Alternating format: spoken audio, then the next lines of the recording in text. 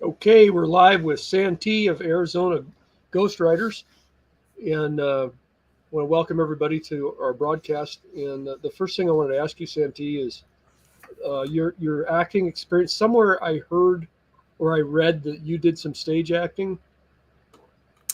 I Can you tell me did. about that? Can you tell me about that? What was that all about? Well, yeah. So I got my start. I was living in New York, and I went there to be in the theater. So I went to school up there, American Musical and Dramatic Academy. And when I got out, I got a few jobs, and then I got what they call a production contract in the theater world, which is that's the big money one. And I toured U.S. doing a musical called Chorus Line. And then after that, it opened up the door for me, and I got some more shows, did a few Broadway shows, and so that's why it's one of the things I like to do on my channel is utilize that entertainment background if I can, because it's a big part of my life. So you were a Broadway actor. Yep, What you tell me? Wow. yep, I How was. long did you were you able to do that? 10 minutes. 10 minutes. I did that probably about 10, 15 years, give or take. Oh wow. Yeah, So you've had acting training and yeah, yeah. I've got a lot of experience in that department. huh, Yeah. So, it kind of it's just one of those things that's in your blood. You get out of the. I left the business because I was getting a little older, and uh, it's kind of like athletes. At a certain point, an athlete will look at the timeline and go, "I'm getting a little old here. I got to think of something else to do." The good thing about athletes is they can get some some company to sponsor them, and they can go and make millions of dollars. That doesn't huh, happen in the theater. So in the theater, you either direct or choreograph, or you go into a different aspect of the theater. And I thought, you know what? I'm done. I'm done with the huh. business aspect of stuff. I'm gonna get into computers and do something else with my life. Yeah, that's what I did. Well, learning to act is something I've toyed with in the YouTube stuff that I do, Hmm. and when my first attempt was a disaster, and as it is everyone else I think that tries it, and I mean I didn't even put that stuff on YouTube, but I learned early on that originally any voice acting was something I just couldn't do. So I started out doing things where I'd do a whole video and I would not add any voice to it.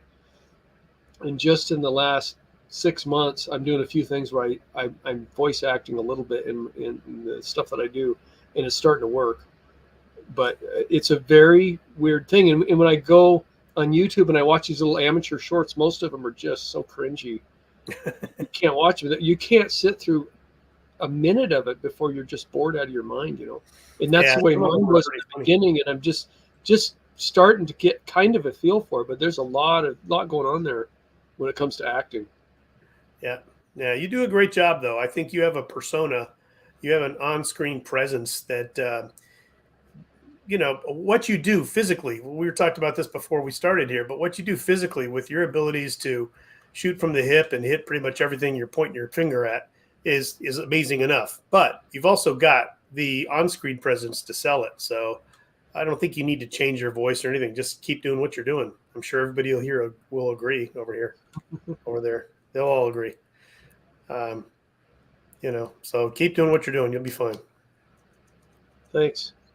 I watched a Michael Caine acting class, and he said if you want to be heard, speak low, speak slow, and don't say very much. Isn't that a John Wayne quote? Well, maybe it is, but that's where I heard it. Well, actually, no, that's not a John Wayne quote. That's one of those cowboy wisdom sayings. Yeah. Talk low, talk slow, and don't say much. Yeah, well, Yeah, that's what he said, and I try to incorporate that. yeah, And I find that I'm speaking uh, kind of quietly, but the microphone can hear it. It's quieter than I would normally speak it. If I start to project my voice more, my pitch goes up, and so I've learned to just speak really slowly. I try to anyway, and I it had to also learn helps. that too. I watched some of my old videos and I realized I did kind of speed through things a lot. So I I have to take time and breathe and slow it down a little bit. So I think that is a thing with certain people. You know, we have a certain amount of energy and we want to get that information out. And yeah. Yeah. So, So do I you think go ahead. somewhere on your YouTube page you're part of a reenacting group? Do you Yeah. reenact fights and stuff like that? Yeah. The Arizona Ghostriders started as a gunfight group, like a reenactment group. Um, I hesitate to use that term a lot because when I think of reenactment, I think of the folks who do Civil War, who Yeah. actually recreate a battle. Reenacting is ultimately reenacting something that actually existed in history. Not that we don't do that, but a lot of the times, depending on the venue or the audience, we're going to do a bank robbery that never existed in history, but you have dumb outlaws or who think they're smart, or you have something silly going on because that's what the families will enjoy. And to me, that's not really reenacting. Although you're reenacting the time period, something that may have happened, it's not historically something that happened. It's not an event. So I It's call them gunfight shows or cowboy shows, whatever you want to call it. But yeah. yeah, we've reenacted things. We reenact the Tunnel Saloon shootout down here in Florence, and at one point I was in a reenactment of the OK Corral back when I was younger. But yeah, those things are fun. They're Yeah. great. But I'd be honest with you, I have more fun just doing the shows where we just have fun with the crowd. Get them involved, throw dynamite at people, that kind of thing. So that's not part of your job now at Mescal. That's where you're working right now. I work at Old Tucson Studios. So that's where you work. Yeah, that's where I work. Oh, yeah, so Old Tucson. Mescal used to be a part of Old Tucson, but during the COVID crisis, in between management, between Old Tucson's management, Mescal basically became up for grabs, and the Karchner family purchased it. J.J. Karchner and her family, they own a very successful business down here called Karchner Caverns, which they stumbled upon on their property, and it's one of those. It's one of those big caves that's got the stalactites and the stalagmites and all that kind of stuff. And so they purchased it. They're taking care of it now, and there's movies filming out there. And now Old Tucson is independent. Okay, so Old Tucson is where you work. For some reason, I got that wrong in one of the videos. I thought you had moved that Mescal was your place, but that's not where it is. Well, no, you said part of. Is it real close together or something? Mescal and Old Tucson? They're about 30 minutes apart driving, so about 30 miles apart from 40 miles apart from each other. Yeah. Huh. They're not close. I mean, Mescal is, if you watch the videos, you'll know Mescal is where they filmed all the large street sequences in the movie Tombstone. Right. It was also where they filmed The Quick and the Dead with Gene Hackman. So that is a big draw for that place. The big street scenes. What's that? The wide open western town, the big streets, big buildings, the broad shots. Yeah. So the cool thing about Mescal is it's not. Old Tucson is on the other side of the Tucson Mountains. There's really nothing around it, so they've got the mountains surrounding them. Mescal is a little bit more in the desert, so there's mountains, but they're way in the distance. So it gives you that sort of southwestern, expansive desert view without the mountains in the background. Where Old Tucson, they're right there. So. Just two different looks, and some of Tombstone was filmed in Old Tucson too, since they were partners at the time. So Tombstone was filmed in both places. When I read about that, it's confusing. They both say Tombstone was filmed there. It was filmed in both places, and it's because Mescal was part of Old Tucson at the time. Old Tucson had control of Mescal, so they filmed it in both places. So what they wanted when they filmed the movie Tombstone is they wanted it to look like Tombstone.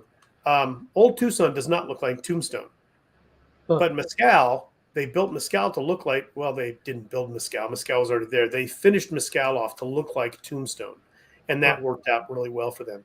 However, there are some street scenes like the famous Doc Holliday "I'm Your Huckleberry" with the gun behind his back to Johnny Ringo. That happened at Old Tucson. Also, inside the Birdcage Theater, that happened in the soundstage at Old Tucson.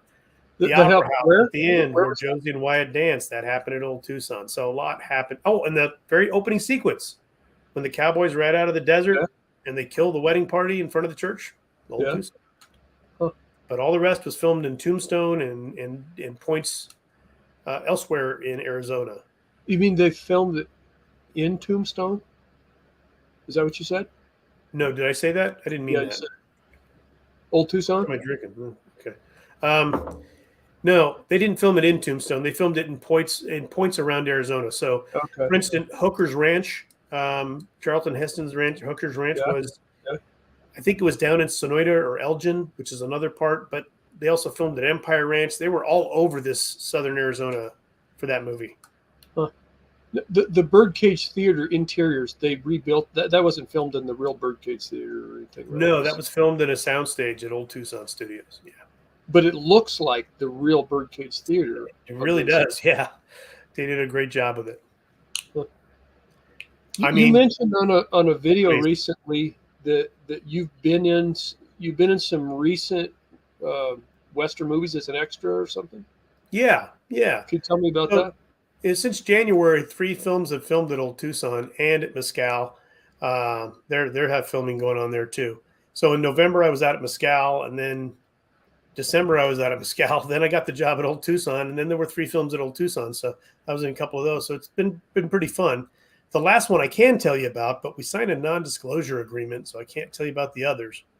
But in the last one, the director basically told everybody on Facebook. So it's called The Last Dollar. It's Yeah. directed by William Shockley. William Shockley's best known for playing, I think his role was Hank in Dr. Quinn, Medicine Woman. One of those long-haired, good-looking mountain men guys. He's directed quite a few Westerns I've been a part of. But this thing is called Last Dollar, and it's starred Dominic Monaghan from Lord of the Rings, Dermot Mulroney from Bad Girls, and Young Guns. If you remember Young Guns, the guy with the tobacco in his mouth, that was Dermot Mulroney, and My Best Friend's Wedding. And of all people, Jacqueline Bisset. Huh. Wow. Yeah, I thought she was dead too. So- She's not dead. She's alive. Saw her. Wow. So do you know when that's coming out? No. This guy is so excited to get this movie out because this is really what he considers his Western directorial debut. I figure about 6 months it'll be out. Will it be out in the theaters? I don't know. Nowadays, it's so hard to tell. It seems like most things go straight to Amazon Prime or Netflix. I'm not sure if things appearing in the theater mean what they did 10 years ago. The whole business is a different deal. Well, that movie that Brandon Fraser made that he won an Academy Award for, The Whale, that showed up in the theaters and on like Amazon Prime at the same time. So how do you? That's weird. Seems like it's all one big thing now. So I've heard they don't have the money to work with that they used to. That they have to make things cheaper, and yeah, that's why there's a bunch of green screen, computer stuff in all these movies, and they don't to do a big budget Western is almost out of the question. Or it's extremely rare. Yeah, So in this Last Dollar movie, we had a day where we were filming a street sequence, and they had 149 extras, in which I was one, and they had about 10 wagons, horse-drawn wagons, and probably another 10 to 15 people on horseback. So they tried to make the town look alive. In my opinion, it's a little overkill, but still, it was pretty cool. But they had the budget for that. But they didn't have a budget for another day like that. Because you're paying 150 people plus the wranglers, plus the people who are the livestock folks, and you're paying a lot of people, plus the crew, plus the primary actors. It's a lot of money you're shelling out in one day. So, yeah, you're right. They did all that in one day. That was one day was a big budget scene, and then they sent everybody home. Except for the main actor. We came back the next day and did a saloon sequence. Yeah. Wow. And I winked at Jacqueline Bisset seductively. So that's probably the last movie I ever do. So, but hey, I liked her in the Deep. The Deep, yeah. The Deep. No, that's the last time I saw her in a movie. I literally did think she was dead, but she looks good for 68 years old. Not bad. Yeah, that's probably Yeah. Anyway. You did a video recently. You mentioned that you were in a scene where they shot like a paintball gun at you or something. It looked like the bullets were almost hitting you like a ricochet. Yeah. So that's pretty cool. That's a thing How they does that work? started. That's a thing. I can't remember when they started doing that, but I guess when paintball guns started becoming popular, they realized they could use them in the film industry. Pretty neat. So they have these dust-filled paintballs. When I say dust-filled, it's usually like a thing like Fuller's Earth, which is a Yeah, greenish dirt that they use for makeup. We use it to make ourselves look dirty and stuff in these movies. There's probably some yeah, out here from the last one. Yeah, there is. Um, yeah, and so they would shoot them at the walls and stuff around you to make it look like bullet hits are hitting. It's yeah. better than doing squibs and damaging the set because squibs will damage the set. This way, it looks as though they're hitting. They also have ones that they make of. They call them Zirc rounds. I guess it's zirconium or something Huh. that sparks when it hits something. It sparks. Oh well, Um, I've seen that. those can Yeah, be dangerous though because if you're too close to one, it could hurt you. yeah. I mean, I've a always thought paintball, those look kind of fake. Real bullets yeah. hardly ever spark, but Well, I've yeah, seen that. the trouble with them is that they shouldn't be in westerns because you're Yeah, shooting lead, and if lead hits yeah. Lead concrete, don't it's not going spark. to spark anyway. But in westerns, they spark, I guess. So, The old way they used to do it. I don't know much about it, but it was a lot of work. They had to with the squibs. They had to like put a little like a firecracker or something in embedded in a piece of wood every few inches, and then they would hit a trigger to make those go off. And I'm surprised no actors didn't get a piece of wood in their eyes or something back in those days. yeah, but it's also safer if you saw my video on the fact that they used real guns back in the Yeah, I've 40s, seen actually that. all the Yeah, way from 1903. I'd much rather risk getting wood in my eye than a bullet. yeah. No, it's Yeah, hard to believe that they actually it's did. crazy, Wow. and that the actors put up with it. Yeah, I think Jimmy Cagney finally put his foot down and said, "That's it. Stop shooting at me. You're gonna hit me one of these days." So yeah, yeah, that's crazy. But yeah, I was lucky enough to be in a movie where they use those squibs you're talking about, and that's fascinating. I mean, paintballs are paintballs, but this yeah. thing they had these. It was a board, and they had these things taped like this, these little squib Yeah. rounds, and everything has a network of wires. And the guy that on the other end, who's standing off camera, has these little switches. So basically, if it's a machine gun, they say action, and he goes pop pop pop pop pop down the line, and they just explode, and whatever's in front of them, there's another like piece of plywood, bursts out. So it makes it look like, and it leaves a hole. So it does the job. So do they plant those in the plywood? I mean, do they have to Uh, drill a hole, put it in there? Or they don't. They on put the it on the back, surface. Oh, they put it on the back, and it blows yeah, all the way through, it's very thin plywood, so I think the charge is okay. enough to just blow a Like hole quarter through inch it. or something. Yeah, Wow. yeah. Huh. Now that's To what me, I saw. I mean, that other looks the people may most do something realistic. different. What's that? I think that looks the most realistic, but Yeah. it's the most work to do. But to your point, yes, nowadays they can do a lot of that with CGI. I mean, you've seen my channel. I pretty much do that with CGI because I can't get squibs, and I don't have a paintball gun. And I Yeah, actually, just like you, I don't have any other crew, so I yeah. don't have anybody to shoot it at me. I'm certainly not going to ask my wife, Mrs. Santee, because she might actually take it out on me and shoot me right between the eyes. So, um, but yeah, so I do a lot of that CGI. But yeah, they can do a lot of that now. Uh, most people can tell. I think you Yeah, can tell, right? definitely. Yeah, yeah. I don't like that. I can tell. Like, I hope they don't go since the Alec Baldwin fiasco. Yeah, Hope they don't go to no real firearms in movies because it real firearms look the best, especially in Western. Real blanks, black powder blanks, and that yeah. sound is, I mean, they can duplicate sound, but you can tell when it's fake. So one of the movies I was in at Mescal is kind of interesting. They were so vigilant about this whole gun situation that they were using those Umarex Colt BB guns. You know what I'm Yeah, talking about? kind of. Yeah, they look They look really. like The fixed hammer guns, doesn't and they look say right. Colt on the side, but they're BB guns, they're pellet guns, whatever. They have a little in the handle. They have a little CO2 cartridge. Yeah, Um, so what the armorer had to do in order to make these look okay was he had to actually fill the barrel or each cylinder full of some sort of a Fuller's Earth compound, so that when they use the CO2, it put out a little puff of smoke. Oh, But it still made the sound of an air gun going off. So it was just like, yeah, but they're going to add the sound later. And if they want to right. add flame, they can add flame. Yeah. But the smoke is real. I don't know. I No, it feel couldn't like be they're that stretching at much. that point. Yeah. It's hard to replace a black powder blanket. First time I heard one, I was like, that is the sound in the Western movies that I've been not hearing in real life until now. When you shoot Right. a smokeless live round, it don't sound like a Western movie. It's like, that's the sound. That's the sound, you know. I know. And then It's so the worst thing is they use the same sound over and over again. And for some reason that bothers us, because there's two different guns that sound exactly the same. And in our ears, we think they should sound different. and they should. Different. And they should. Yeah. Because otherwise it That's sounds just where they're at, where they are from the microphone, the listener.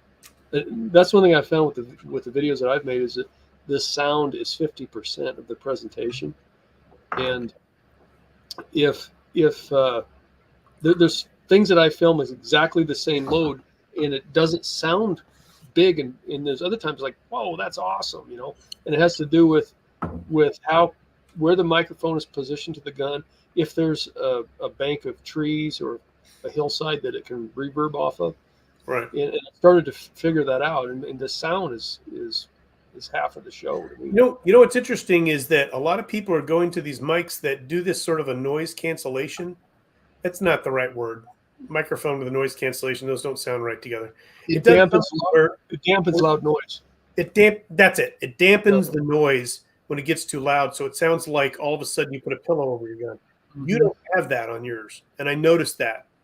I turned up the volume when I fire. I have to turn up the volume in editing. Yeah, because it does that a little bit. So I'll boost the volume back up to make it work. Oh, I was going to compliment you on the fact you weren't using one of those microphones, but I guess I you think are. that You found a way around it. That's cool. yeah, you have to edit it. You have to edit it up because it'll do that. Interesting. That's cool. Yeah. But it all because of one scenario that happened a couple of years ago. We're in this situation where, everybody's concerned about it. Yeah. It really bothers me because, where I work, the stuntmen are not allowed to use live firearms because of this. The insurance has now skyrocketed. So, and ATF is all over it. So they have to use these blank guns made in Italy that are not meant for the rigors of what these stunt guys do. These guys are rolling off of roofs. They're flipping over each other. They're shooting each other, fanning each like you do. They're just fanning the heck out of the guns. And these little cheap die-cast blank guns, they just don't. They can't do it like a real gun. They can't hold up. So they're always fixing the guns, and it's ridiculous. It makes me kind of crazy. I did a video, a short video called "Tell It to Alec Baldwin" in response to what people were saying. And I was getting sick and tired. Whenever I give a safety thing, here's a safety tip. Oh, tell it to Alec Baldwin. I don't need to hear that. And I got so tired of that. It's like, Alec. I don't like Alec Baldwin at all, but that whole story is complicated. I don't know if you want to get into that or not, but I mean, there was about 5 people that were part of that accident. Oh, and it's a Alec perfect Baldwin storm. It was the perfect storm of accidents. It really was. What I heard was the armor was so incompetent. They were shooting those guns with live ammunition. The crew was out shooting them when they were bored, and somebody put it away loaded. Yeah. So that's the first stupid thing that happened. Stupid thing. Yeah, and then of course the armor. Everybody always said, well, she was really young. Okay, well then maybe she shouldn't have been the armorer then. But she also, to her credit, that's an independent film. They didn't have a huge budget, from what I understand, and she was working more than one job. Yet she was the general prop person, is what I heard. Right. She was also doing something else on the set, which is why she wasn't the one that handed the gun to him. She gave it to the AD and said, yeah, you're good to go. The AD, who's not his job to double check her work, took it to Alec Baldwin, and it's not Alec Baldwin's job. If somebody, this is the biggest argument I have with people. If somebody hands me a bottle of whiskey on the set and says, "Hey, listen, I know you're a recovering alcoholic." By the way, I'm not, but a recovering alcoholic. This is just tea. Well, I'm not going to taste it first. I'm just going to trust him. Oh, but a gun's different. Yes, a gun's different, but it's not Alec. You and I would check because we're gun people. Alec Baldwin is a professed non-gun person. He was taught how to use one, and that's all he knew. So I can't blame him, which, neither could a court or a judge and jury never blamed him either. But she really screwed the pooch on that one. Yeah. Wow, can I say that on YouTube? I guess I just did. Sorry. The other thing is I'm not an actor, but I've dabbled with my own stuff enough to know that acting is a full plate challenge. If he's getting ready to do a scene, he's got a lot in his head. It's a challenge to do that. Sure. Whereas these people that do nothing but shoot guns are like, well, I check every gun to see if it's unloaded. Well, yeah, that's good. You should. When you're in the range, you shoot live ammo in your house, you're handling guns, you should. But he's doing a job. Right. And right. Yeah. And if somebody tells him, hey, you're good to go, that's one thing off his plate, like you just said. Mm-hmm. You're good to go. The gun's fine. The gun's clear. It's got blanks in it. Yeah. Then it should be no problem to him. Now, I would check. Before Alec Baldwin, I would check because that's just what I was raised to believe. You check a gun. Yeah. I can't expect other actors to believe that. So it's not really his job. Mm-hmm. But yeah, that was an unfortunate thing. And I hate to say this, but the director is also a little bit at fault for directing him to point the gun over there and shoot. So, I mean, ultimately, everybody had a part to play in this scenario, in this awful scenario.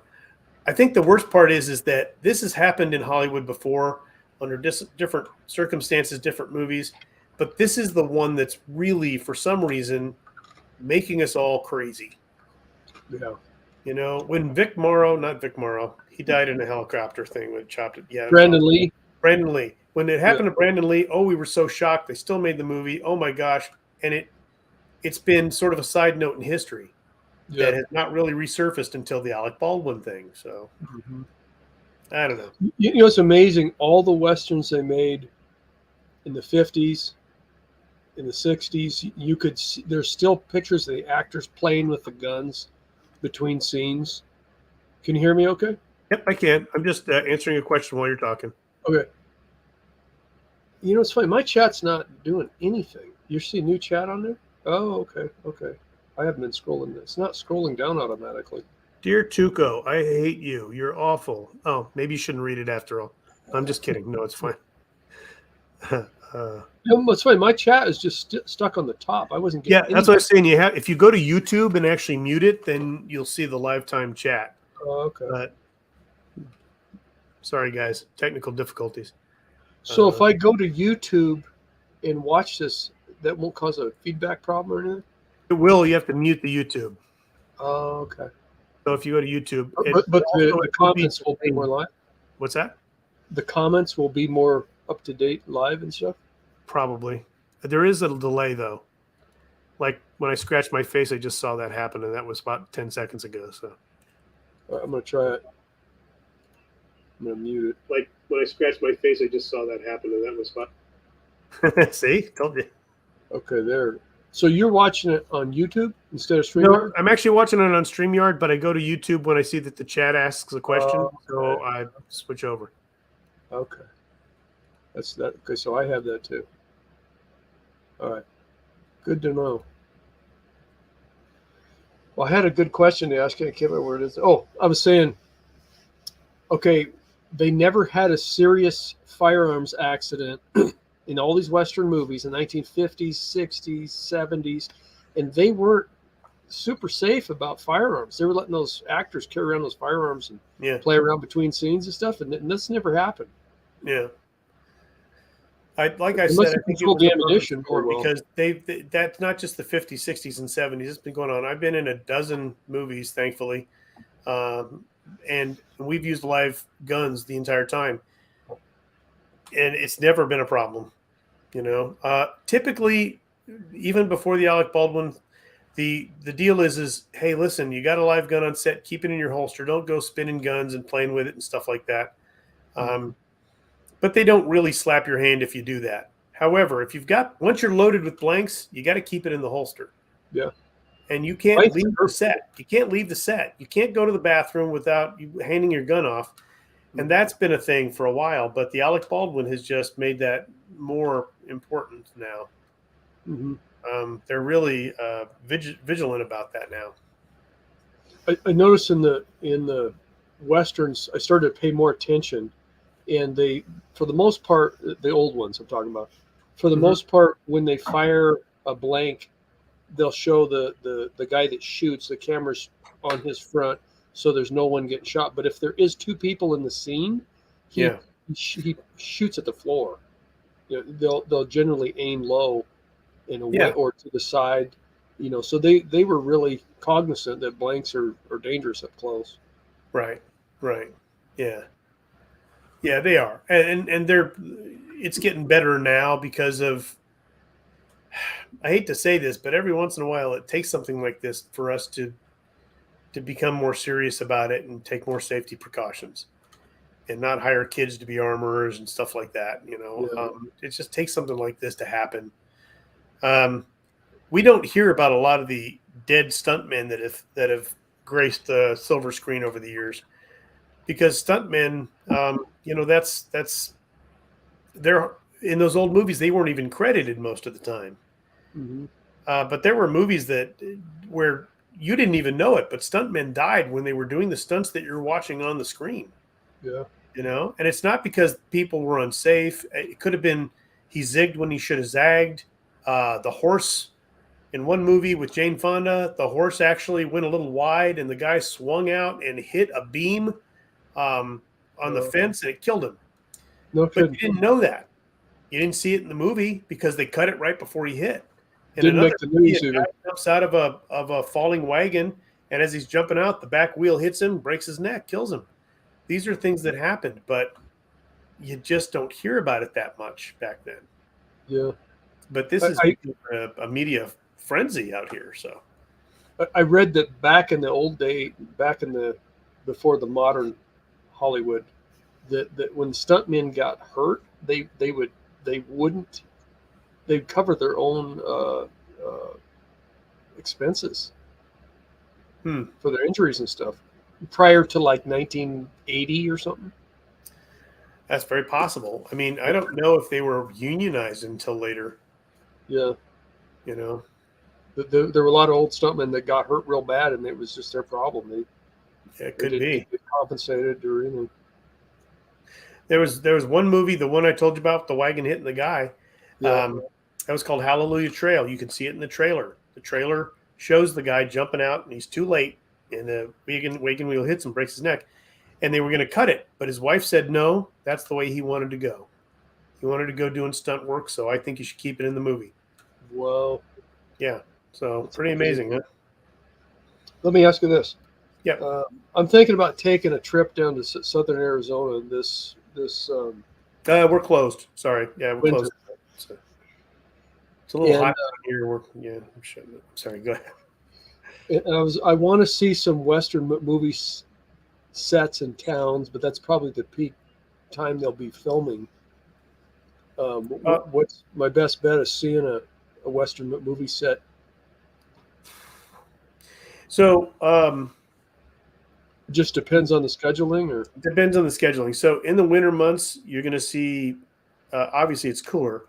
We're not shooting a lot of movies out here because it's eking on 100 degrees. Actually, I think today was 100. So not a lot of films doing their thing out here right now. But in the wintertime, you'll see a lot of stuff filming. The Mescal movie set, basically on their website, they'll put up if they're filming and tours are down and you can't go see it. Old Tucson will do that too, but Old Tucson is also a theme park.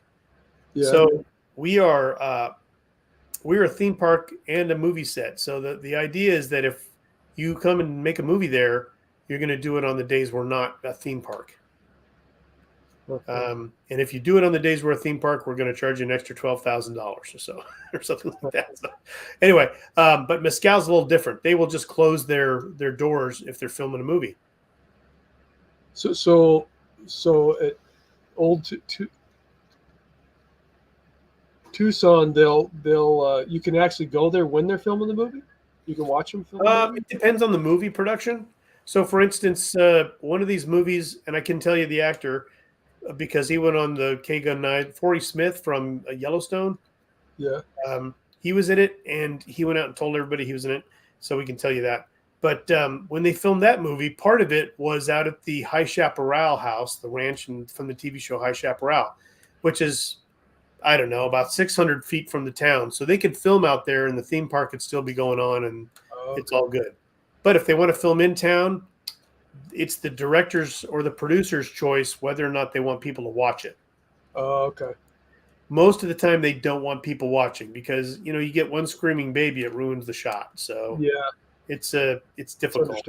They used to do that a lot in the 50s, 60s, 70s, and 80s. They used to do that a lot out there, but not as much anymore. That's understandable.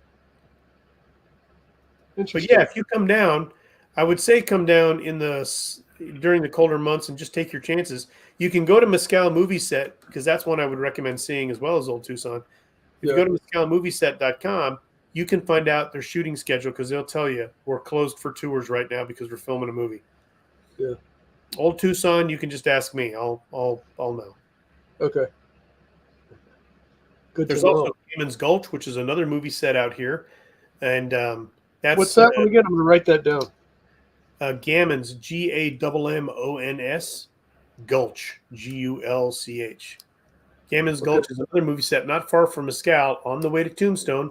Both of those sets are on the way to Tombstone from Tucson. And you can check that place out too. I don't know if they give tours. I think you have to call ahead and they'll probably give you a tour. But that's a pretty neat set too. Huh. Oddly enough, Tombstone had some filming going on over the last couple of weeks. But the town of Tombstone typically, because it is it's a real town.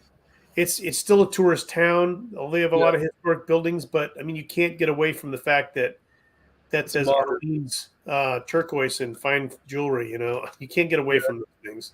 So they don't film a lot down there. Huh. I was going to go see that just to see the history part of it. Yeah, it's worth it. It's one of my favorite Old West towns because when you walk down the street, you really do feel like you've stepped back in time. Huh. Until you see, burger and fries for $7, and then it throws you off a little bit. Yeah. Yeah. Or buy a T-shirt that says "It's a dry heat." Yeah. That'll bring you back to the future. Yeah, that's the argument my wife and I have. She likes the humidity, and I don't. And I'm always, that's a dry heat. She's like, I hate dry heat. Well, we have some time right before the monsoon season. It gets pretty humid. Tell her that. Oh, really? Yeah, it gets pretty humid here. Well, it's not as humid as like Texas, but it's humid. And when is that? That's in the end of June, beginning of July, before what we call our monsoon season, which is, it's not monsoons. I don't know why they ever called it that, but we have a rainy season. And the humidity and the dew point have to be at a certain level, a certain amount of days in a row in order for us to start getting rain. Then we get rain the first week, and it lasts till September. You'll get like a rainstorm that comes in, and it's a 5-minute or 10-minute rainstorm. It just sweeps through, and that's your rain for the day. So that pre-monsoon season's like right now? I think it starts in July. Okay. I don't know why I'm looking at another computer. Like somehow that's going to tell me. But yeah, it starts I think in July. It's usually July 4th weekend is when it starts. The monsoon season was like August or when's it's the monsoon? July through September. Okay. And then it dries out after that. Yeah, dries out until in October is when it starts to cool down a little bit. Yeah. Yeah. And when I say cool down, I mean even when we've got the monsoons, which do cool things off, it's still 105, 106 degrees out here. So, wow. She may not like that much. She may not like that. Yeah. I know Mrs. Santee doesn't like that. And pretty soon I'm going to be doing 4 tours in that, so I'm not going to like it either. So, well, And you dress in costume every day with a hat and the Yeah. Western clothing? Well, Yeah, I do. same I hat? The hat you're wearing no, now? I don't wear the same hat. Actually, this week, this Saturday, 2 days from now, I'm doing a thing on straw hats. I switched to a straw hat because these hats are, I don't blame as you you. know, they're beaver hats. They're cooking my head Yeah, I out wonder how there you do that. on the streets. So I switched to a straw hat, and it's amazingly cooler. Yeah. I can't tell you. And that hat you're wearing now, do you have more than one of those? Or is that the only one you have? This is the only black hat like this I have. I have other hats that are felt. I'm But sure like you that's do. the one that's in your videos and all your Yeah, pictures. that's the Santee hat. Yeah, It, yeah, I got one hat that I use in all the videos, and that's a good hat. I take really, really good care of it. I try not to sweat in it Oh, because the sweat will come through the brim and it makes a mess and it makes a hat nasty. And so I'm really trying to take good care of that hat, and I want to get a duplicate. And I've been talking to a couple of companies about making that hat to sell. I made a short video and it was a hit video. Everybody wants to buy that hat. And I got a company that says they want to make it, but I insisted that it be exactly like my hat, 5-inch crown, 3 and a quarter inch right. uh, brim, pencil roll. The band is 1.5 inches with the brass studs in it, and I said it's got to look exactly like my hat, or they don't want to buy just a hat, a similar hat. And so it kind of, every time I bring that up, then it kind of stalls the deal, and we're waiting on it. But I'm sure I could sell those because Oh yeah, everybody's excited about it. It's a cool hat. It's a really neat hat that I took a store bought hat. I'm not going to say what it is. Took a store bought hat. I steamed it myself over the stove. Didn't yeah. know what I was doing, but I shaped it. Totally changed the shape. Made the hat band, and it's really cool. It's really unique. It is. It's a really cool hat. But I only got one, so I take super good care of it because Right.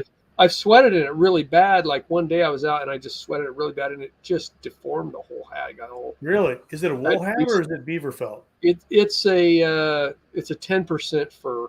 It's kind of a cheap. This core of it's pretty cheap, Yeah. So it gets So better yeah, shape. I have a couple of wool hats that are like that. The wool hats, even the really fine wool hats, the ones that cost a couple $100, Yeah. they will hold up a little bit better. But yeah, unfortunately, you got to be careful. A good What's that hat you're rainstorm wearing might wreck now? that. This What, hat is this is beaver, but it's been through a lot. It's starting to. I mean, it's been through. I've had it for about a decade. I got it at people ask me all the time, "Where'd you get your hat?" And like you, there's a company that actually makes my hat. really? Not a company; it's a guy. He makes the Yeah. Santee hat. This is not an unusual hat, guys. This is a 4.5-inch brim with a telescopic crown. I mean, it's not really. This is a common hat. As a matter of fact, people say, "Where did you get Denzel Washington's hat from the Magnificent Seven?" Well, I had this before You had it Denzel had it. first. So Denzel has my hat, for God's sake. So it's basically that hat. It's not anything special, but I got it at a flea market, at a swap meet, for like How 10, much fur is like in the? 15, $20. Hmm? How much fur is in it? What's the percentage of I fur? don't know because unfortunately the hat band doesn't say, and the inside of the hat, which I'll show you right here, the inside of the hat just has an S. So Oh, I looked around and I thought maybe that was Stetson. It's not Stetson. It's some company that doesn't exist anymore. I think this hat probably dates back to the 80s, maybe the 90s. oh. You've never. It looks like it's in good shape. The shape of it's correct. You never had to Well, reshape it or anything. no, it holds its shape. Huh. It's some version of beaver felt. I just don't know. I just don't know what percentage it is. It's a good hat. Wow. But I mean, you were talking about you want to keep it pristine. I don't want to keep mine pristine. I want it to weather. Well, I just Um, don't want mine to warp. If I sweat in yeah, it real hard, the brim warps, and when parts of my skull is crooked, it'll just kind of distort yeah. the hat. I have that problem with my wool hats. So what happens if I sweat in them and then I put them in the trunk of the car on the drive home? They shrink. So then I have to like smash them down on my head when they're wet to get them stretched back out again. Do you have a hat stretcher by any chance? No, That's I something we put it probably over both should another hat. invest in. We should. I put it on top of another hat. When I was it's gonna say we should probably both invest in a hat stretcher. You know those wood ones that go like that, Yeah. and you screw them and they go like that. They fit your. That way you can let your hat dry out on a hat stretcher. I should do it too, but you know. it restores the hat. If you're putting away sweaty, you put it on the hat stretcher to. Right, and that way when it dries, it doesn't shrink or get warped. Okay. It stays in that shape. That's a good idea. You can buy them in pretty much any boot barn, or obviously you can get them online. Yeah. I want to say they're $15, something like that. Somebody will probably say, "Oh no, this is what you need." It says S for Santee. Yeah, maybe it does. Yeah. What do you use for a camera to do your YouTube thing? People would be shocked to find out I use an iPhone 13 Pro. No external mic or anything, just the. I do use an external mic. I used to not, and you can tell. But for my birthday last year, I got a DJI wireless microphone kit, which comes in a little black package which is a wireless charger. When you open it up, you take out the two microphones, which are wireless, and the receiver. You put the receiver on the phone, and you put the mic in your shirt, and you're good to go. The best thing about that for me has been, because I used to have a Rode mic. I still have a Rode mic. I had a Rode mic on my tripod. But like you, I stand further than about 10 feet from my tripod, right? Yeah. Is that about right for you? Yeah. And the Rode mic can't pick up anything that far away very well. So I would get all this extraneous noise coming in. Where you live, you don't have a lot of traffic. I got traffic everywhere I look. So the DJI mic solves that problem. So now I don't get all. It only picks up sound right near it. So if you put it on your body, that's picking up your voice and not. It picks up my voice. Yeah.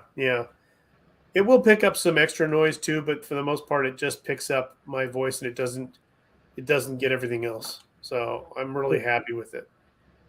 Now, those things are not inexpensive. I think it cost about $150 or so, maybe a little bit more, but it's so worth it. Yeah. Do you use a wireless mic? I thought you used a wireless mic. No, Your audio always sounds pretty good. I use a GoPro with an aftermarket external mic that I plug into it, and the old GoPro that I bought back in 2015. I bought the external mic for it, and that is all the really great videos and sound that I have. And then then when my channel took off in January this year, I bought I said, okay, now I'm going to splurge on myself. I'm going to buy the best, newest GoPro. So I got a GoPro 11. And I bought the external mic that they have for that, and that thing's a piece of crap. And I ended up using I just about don't use it at all. The external mic is garbage. It's supposed to have a wind dampening thing. If there's a mild breeze, it just noise cancels it out and cancels out my. So I end up filming almost everything with the old camera. The old camera is falling apart, and I need to get something that works, that's new, and the microphone is a key element of that. Well, I think GoPros are still pretty popular, and they're good quality cameras. I think get good reviews, don't they? I don't know. I get tired of reading reviews. I mean, how much time do you have to do all this stuff? I know it's crazy.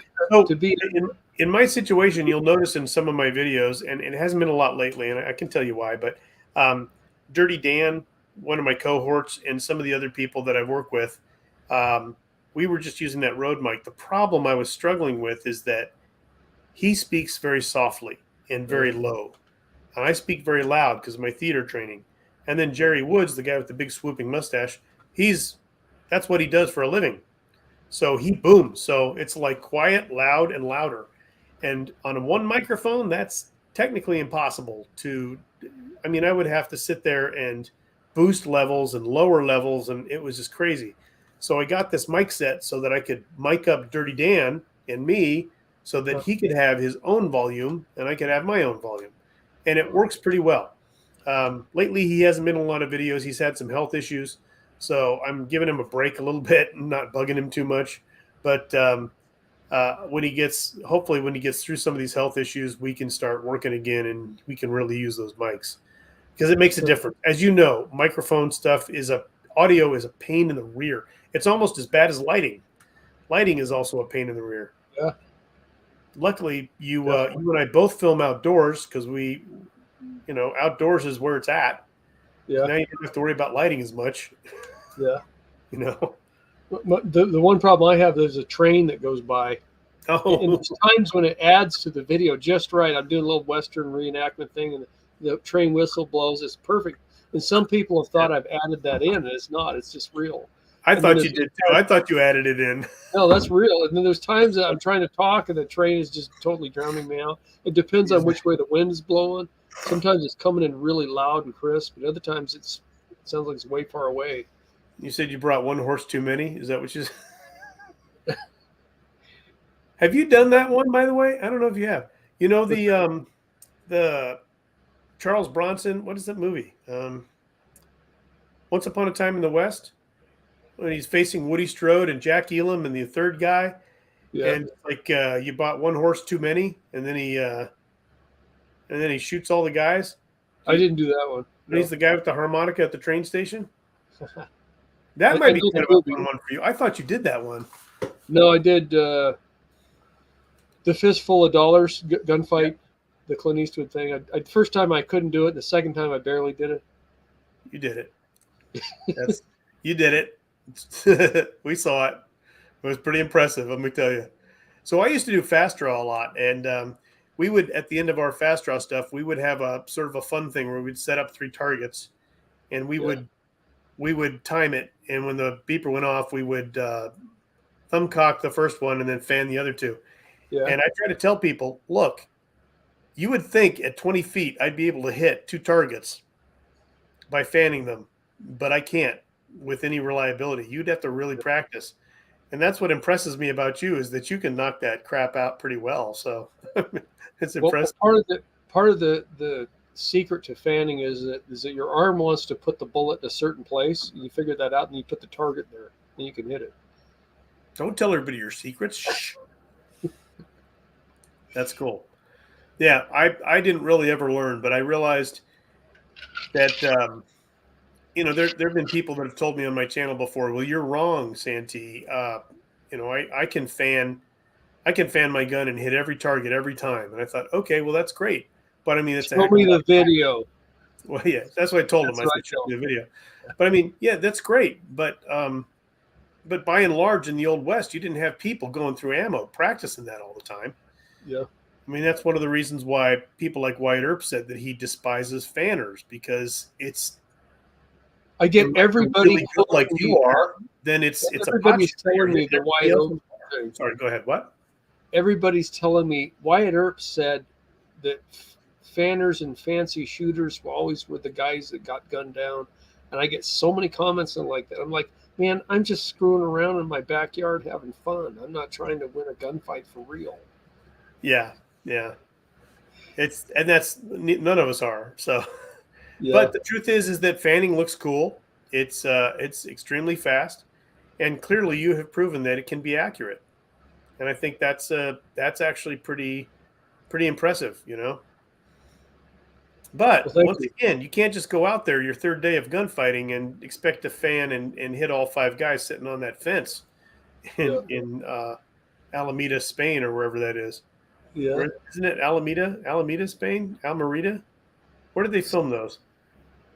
Anyway. I don't know, but I'd love to go see those. That set is still there. You can go check it out. There's a lot there. Yeah, there's a lot there to go see. Yeah. You mentioned something that takes good care of it too. Yeah.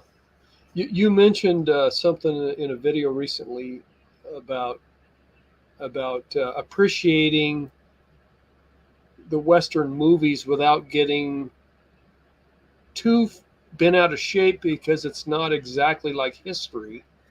Yeah. And I thought that was a really important point because when they do a Western movie that's exactly like history, they never do. But if they did, it would be like a history lesson in junior high school, and you'd be bored with it. And when they do a Western that completely ignores history, that's fine. But if they call it Gunfight at the OK Corral or whatever, it has nothing to do with that. That loses something. So somewhere in the middle, there's a balance. So it's interesting. I talk about this on my tour that I give every day, and we stand in the actual OK Corral that they shot the movie Gunfight at the OK Corral with Burt Lancaster and Kirk Douglas.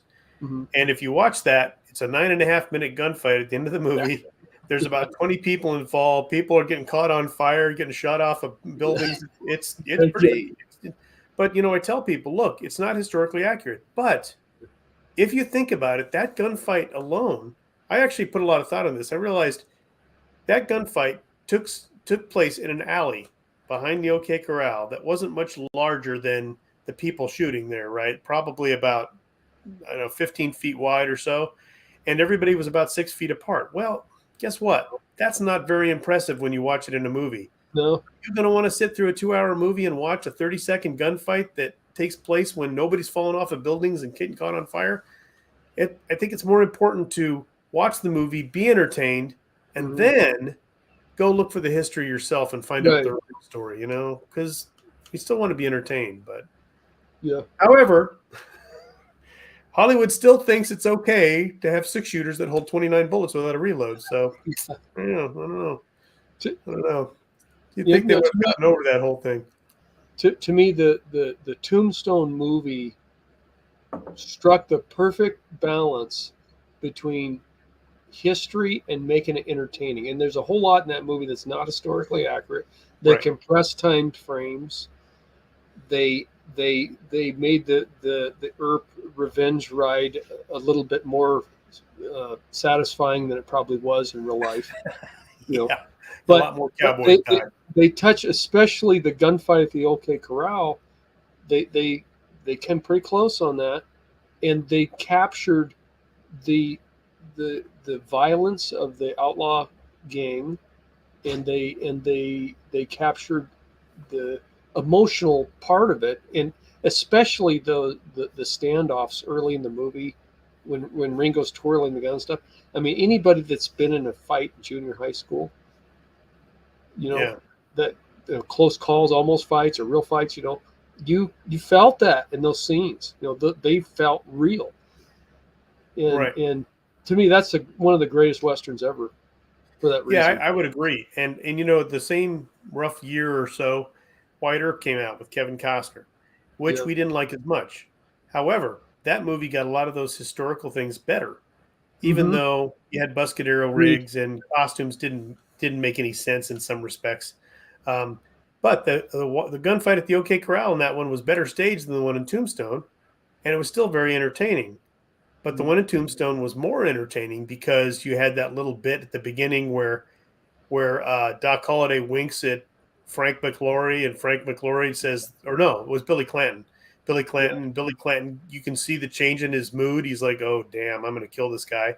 And we all love that. We love that Doc Holliday instigated the OK Corral gunfight. Whether that happened or not, we're never going to know. But and then White Earp going, oh, my God. I mean, they didn't do that in White Earp, and it ruined that whole sequence for us. Yeah. However, it probably didn't happen. But so what? We love it. Yeah. I unfortunately, I get people, and I get people every week who say, well, I watched 15 minutes of that movie, and I couldn't sit through it because the bandanas were wrong or the hat was wrong, and so I turned off the movie. And I think, I feel bad for you because that's only hurting you.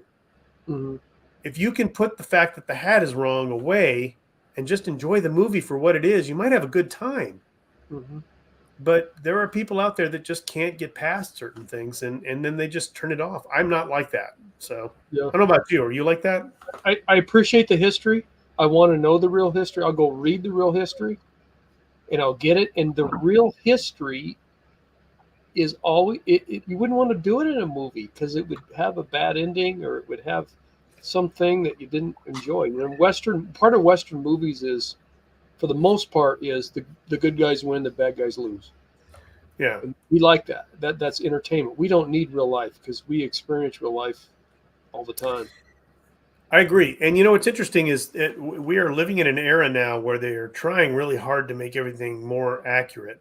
And I think back to when I went to the movie theater and saw Saving Private Ryan, and I'm sitting in there, and I literally was like this the whole first 20 minutes of that movie. I was like this, and it really affected me because it felt so real. Mm-hmm. And then you go back home and you find out that World War II vets were doing the same thing. They were doing this and going, "Oh my God, this is Yeah. horrible. It's too realistic."